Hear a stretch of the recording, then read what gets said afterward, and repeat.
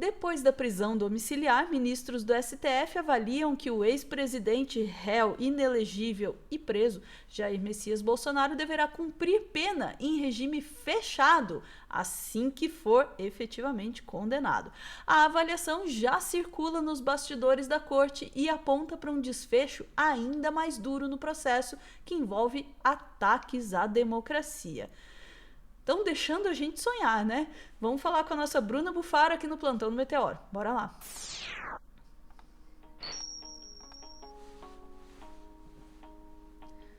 Estão deixando a gente sonhar, Bruna. Estão deixando a gente imaginar aí Bolsonaro preso em regime fechado.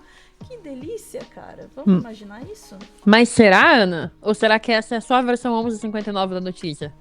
A gente tem duas notícias de Mônica Bergamo na Folha, as duas de hoje. Uma das 5h52 e a outra também das 5h52? Não é possível. Não é possível que elas tenham sido publicadas no mesmo minuto. A gente já faz esse fact-checking, mas calma aí. Primeiro, a gente vai ler a primeira notícia, a versão 11:59. E depois a gente vai ler a notícia, versão meia-noite. Mônica, não faz isso com meu coração, Mônica. Vamos ficar preparados. Chat, eu sinto muito pela montanha russa de emoções que a gente vai entrar a partir de agora. Vamos lá. Mônica Bergamo. STF deve mandar Bolsonaro para prisão em regime fechado depois de condenação. Prisão domiciliar depois do julgamento era aventada antes de Donald Trump ameaçar o Brasil com tarifaço. Então vamos lá, a gente tem essa questão. Obrigada, Dudu! Que Dudu Bolsonaro entra, atira no próprio pé, derruba o próprio pai. Estamos nesse momento agora. Bolsonaro agora preso em domiciliar e agora com o STF questionando um regime fechado. Bora lá. O Supremo Tribunal Federal não vai permitir que o ex-presidente cumpra a pena de prisão em casa, caso seja condenado na ação penal que apura a tentativa de golpe de Estado no Brasil. Vamos ao tempo. Vamos lá, gente, desculpa. Essa notícia foi atualizada 5 de agosto, a 1h25, hoje, e ela foi publicada 4 de agosto, às 11h. Literalmente a notícia das 11h59. Na segunda, o ministro Alexandre de Moraes determinou prisão domiciliar do ex-presidente por ele ter participado por telefone dos protestos pelo impeachment do magistrado no domingo.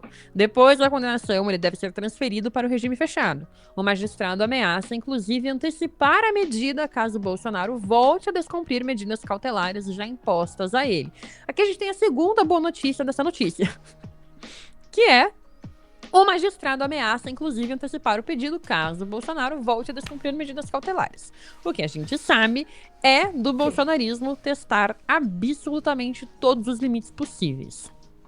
Eu tô apostando que não dura 2, 3 semanas, mas já ouvi apostas aí pra 7 de setembro. De 7 de setembro não passa. Não passa, porque esse cara não vai se aguentar. No 7 de setembro seria maravilhoso. Se fosse no 7 de setembro, então, perfeito. Pode descer pra gente continuar lendo essa, que essa é a primeira que saiu, tá, pessoal? Vamos lá. A gente tem Bolsonaro triste, vale ressaltar. A possibilidade de manter Bolsonaro em prisão domiciliar, mesmo depois da condenação definitiva, era aventada por magistrados da corte como forma de amenizar impactos que o aprisionamento dele pode gerar no país. A politização dele era fruto de diálogo de magistrados com aliado do ex-presidente que pediam tratamento humanitário ao ex-presidente. Vamos lá, gente. Ex-presidente merece direitos humanos. Gente que invadiu o STF e a Praça dos Três Poderes no dia 8 de janeiro merece direitos humanos. Qualquer outro tipo de pessoa que tenha sido presa no Brasil para bolsonaristas não merece tratamento humanitário. Então vamos lá. Depois da atuação de Dudu Bolsonaro, a hipótese passou a ser descartada. Bolsonaro está sendo acusado de 5 crimes e pode ser condenado a no mínimo 12 anos e no máximo 43 aninhos. Em qualquer cenário, ele teria que começar a cumprir a pena em regime fechado. A prisão em regime aberto só é permitida a condenados a até 4 anos. No semiaberto, isso não vai acontecer. Aos que têm que cumprir até 8 anos. Juízes sempre podem, no entanto, conceder o benefício da prisão domiciliar, considerando alguns aspectos da vida do condenado.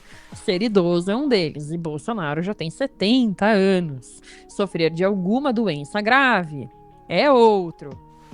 Então, assim, a gente tem estas questões acontecendo por aqui. Aí, achei. O ex-presidente Collor foi mandado para casa por ter Parkinson e transtorno bipolar. Já Bolsonaro tem problemas recorrentes por causa da facada que levou em 2018, mas leva a vida normal, a não ser quando acontece alguma coisa muito impactante que ele é internado. Aham. É incrível. A vida dele é normal, a não ser quando estão investigando joias, a não ser quando estão investigando lavagem de dinheiro, compra de imóveis com dinheiro vivo. Anda de moto, participa de passeata, anda de jet ski, faz de tudo, né? Exatamente. Exceto quando tem problemas com a justiça, daí a barriga dói, tá?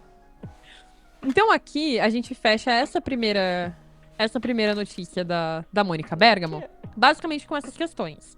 De que era uma tentativa, de que foi descartado por conta de tudo que estava acontecendo, por conta dos ataques à soberania brasileira. Foi super descartado o Bolsonaro ficar em domiciliar e o STF decidiu, estava ali considerando, conversando sobre um regime fechado depois da condenação. Mas aí agora a gente vai para a segunda. Foi às 11h59, né? A notícia das 11h59. Agora vamos para meia-noite. Meia-noite. Prisão de Bolsonaro irrita ministros do STF, isola Moraes e pode ser reconsiderada. Ah, peraí.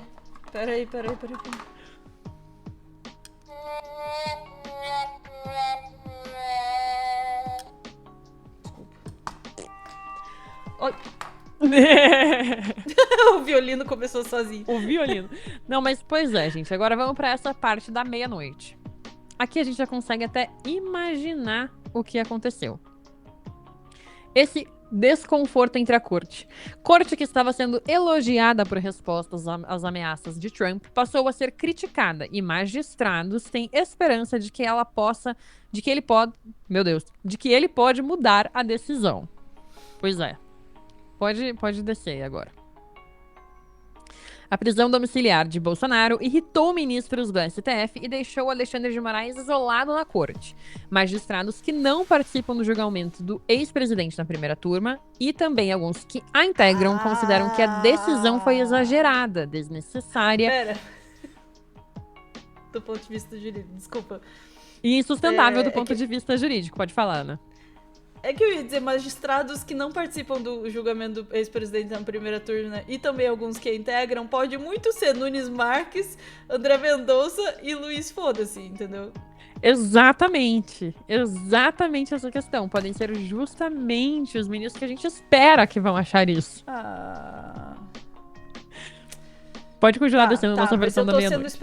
Tô sendo esperançosa. Vamos lá, vamos voltar pro clima meia-noite aqui. Vai. Com isso, dizem quem?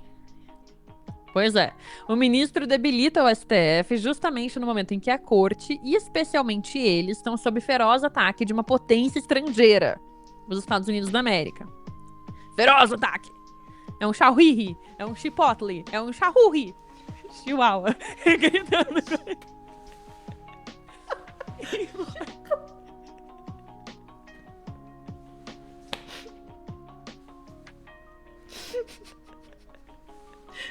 Perdi tudo no chipotle, desculpa. Embora Moraes siga com forte apoio dos colegas e reconhecimento pelo papel que desempenhou até agora e pelo preço pessoal que pagou na contenção de ataques à democracia, a impressão é a de que ele errou no caso específico. A aposta e esperança entre integrantes do Supremo é a de que Moraes pode reconsiderar a determinação que encarcerou Bolsonaro em prisão domiciliar. O problema seria a personalidade de Moraes, que dificilmente dá o braço a torcer e não costuma seguir ponderações dos colegas. Caso ele mantenha a decisão, integrantes da primeira turma poderiam derrubá-la, o que não é considerado impossível, porém muito difícil de acontecer. Do ponto de vista técnico, magistrados ouvidos pela coluna, que, de novo, não tem nome, consideram que não faz sentido Moraes afirmar que Bolsonaro estava liberado para proferir discursos em eventos públicos ou privados e, na sequência, mandar prender o ex-presidente porque ele falou a manifestantes em Copacabana. O que me parece muito alinhado ao discurso bolsonarista de Nicolas Ferreira, ao discurso que os bolsonaristas estão trazendo de que, ele só falou com as pessoas, ele não pode ver ninguém, então. Neste dia, por meio de ligação telefônica transmitida em viva voz por seu filho, o senador Flávio Bolsonaro e o ex-presidente disse: "Boa tarde, Copacabana, boa tarde, Brasil, abraço a todos e pela nossa liberdade, estamos juntos." Do ponto de vista político, integrantes do STF afirmaram à coluna que a decisão de Moraes teve o condão de quebrar o consenso que existia até então entre amplos setores do empresariado, da imprensa e da opinião pública de que os ataques do presidente norte-americano Donald Trump ao Brasil estavam tendo respostas adequadas do STF. É um desconforto. É um desconforto que está acontecendo na corte. Eu sigo esperançosa, Ana? Um pouco. Um pouco eu me dou o direito de me seguir esperançosa. Eu acho que essa questão que está acontecendo aqui é esses magistrados que falaram com Mônica Bergamo. Alguns que não participam do julgamento. Alguns que integram a primeira turma. A gente não tem o nome desses ministros. A gente não sabe quantos são.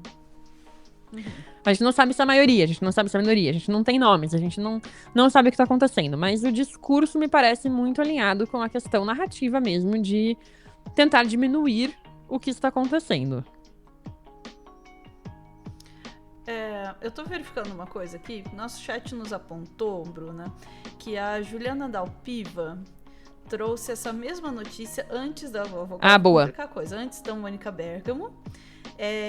E que o tom da Mônica Bergamo na Folha faz a coisa parecer muito pior e muito mais com muito mais perigo, assim, risco da coisa toda cair, isso ser um grande problema e tal, do que a abordagem da Juliana Dalpiva. Daí a gente pode comparar, né? Veja, a Juliana vem com decisão de Moraes por prisão domiciliar de Bolsonaro preocupa ministros do STF. Só que ela traz isso daqui, né? Que a medida surpreendeu os demais ministros da corte que souberam da medida, em sua maioria pela imprensa. A falta de comunicação interna após a decisão causou constrangimentos e preocupação entre os ministros que costumam concordar com Moraes. E aí ela completa, o relator do caso não é obrigado a informar, mas em caso de medidas graves, os ministros costumam avisar das decisões. Também não é obrigatório por lei, então a decisão não foi submetida à turma. Isso é uma questão também.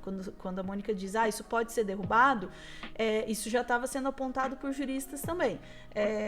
Não é obrigatório esse tipo de decisão passar pela turma, tá? Pode ser que eles queiram passar, mas sinceramente, se tá rolando isso daí, eu do Alexandre de Moraes não passava não, porque é rolar uma desautorização que não está prevista no procedimento tradicional ali, tá? Eu ia falar bem sobre o tom da Bergamo também, né? Que o tom que a Bergamo traz de alarme é uma coisa de que se você é o ministro que está atuando dentro dessa medida e você toma essa ação, você sabe o que o dissenso vai causar. Você sabe e entende o dissenso. Então, não é de se imaginar que Alexandre de Moraes faria isso pensando que seria derrubado. Porque, de fato, ele sabe mais do que ninguém o que acontece e o clima entre todos os ministros que ali estão. E que integram todo o caso em si. E aí continua o texto da Juliana Dalpiva. Os ministros não são necessariamente contrários à medida e não vão ceder a nenhuma chantagem dos Estados Unidos, mas não gostaram de ser surpreendidos com a prisão domiciliar do ex-presidente, já que a medida gera efeitos para a corte. Há expectativa do que a defesa de Jair Bolsonaro fará e é provável que faça um pedido de habeas corpus em breve.